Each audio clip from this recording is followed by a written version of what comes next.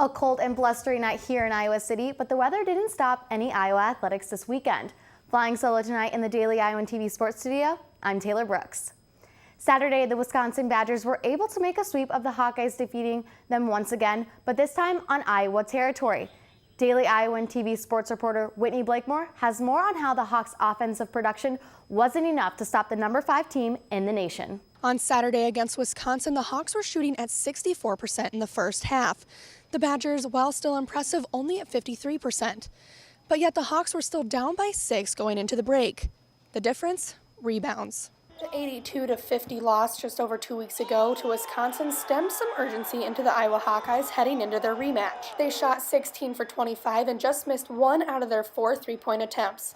But shooting one of their best percentages of the season wasn't enough to come out on top. I think if you're going to look at one thing that really was a difference in the game, it was offensive rebound. They get 15.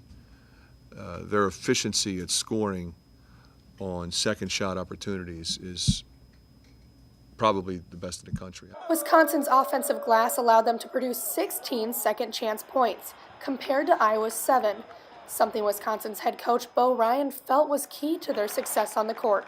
Second chance, we outscore them by 9. It's 11-point final. Pretty huge.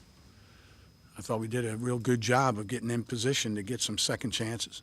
While Iowa wasn't able to grab some off the board on their own end, their lack of offense coming back from the break contributed to their loss as well.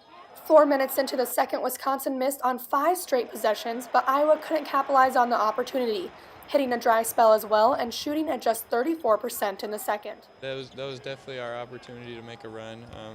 Finally got a few stops and finished it with getting the rebounds, and we just weren't able to, put consecutive, scoring drives together. It was the Hawkeyes' inability to close the gap that forced them to drop their 3rd straight loss and leave them winless against the Badgers this season.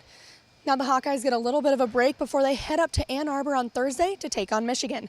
Inside Carver Hawkeye Arena, Whitney Blakemore, Daily Iowan TV Sports. Despite the basketball loss, it was a different story for Iowa wrestling. The Iowa wrestling team went up north to Minneapolis, Minnesota to take on the Gophers in the border brawl. The trip was worth it for Hawkeye fans as they took home the victory. Wrestling reporter Chelsea Brown was at the barn Friday and has more from Williams Arena. Chelsea? The Minnesota Golden Gophers proved to be one of Iowa's toughest competitors on their schedule this Friday. But for the Hawkeyes, they started off quick, capturing 3 consecutive bout wins, starting at the 165-pound weight class. Nick Moore was the boost the Hawkeyes needed when he put up 6 for Iowa, pinning Minnesota's Brandon Kingsley in the second period. Definitely in a hostile, violent environment, you get a guy who goes out and puts 6 on the board, it shuts him up real quick.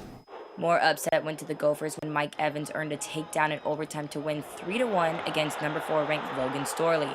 Evans had only beaten Storley once before in his career. You get put down, it's 2, that's it. It's over, especially in overtime. If he scrambles out of that in regulation, then, you're looking at points for him. But overtime, that's it. Sammy Brooks at 184 followed with a win, and 3 matches in, and the Hawkeyes were up 12-0. And after another 3 matches, that lead grew 20-3, thanks in large part to Thomas Gilman's technical fall over Ethan Lezak. We did some good things where, you're, what I would say, you're overcoming some barriers or hurdles there, or maybe big match wins. And then you got to like Gilman. You got to like that. It was too little too late when Minnesota answered, winning 3 of the last 4 bouts. And even the Minnesota favorite and 3-time All-American at 157, Dylan Ness, looked uneasy against Iowa's Michael Kelly. When you talk about the win, you think about the last thing that happened, and we had a good wrestler on the ropes there, and we need to finish those situations, and Mike Kelly needs to do that. It's going to define his career. Kelly was unable to capture the win against Ness with a final point score of 11-9. The Hawkeyes did, however, capture a victory over the Gophers with 23-12 and still maintain their undefeated record, now at 11-0. Reporting inside Williams Arena, I'm Chelsea Brown for Daily Iowan TV Sports.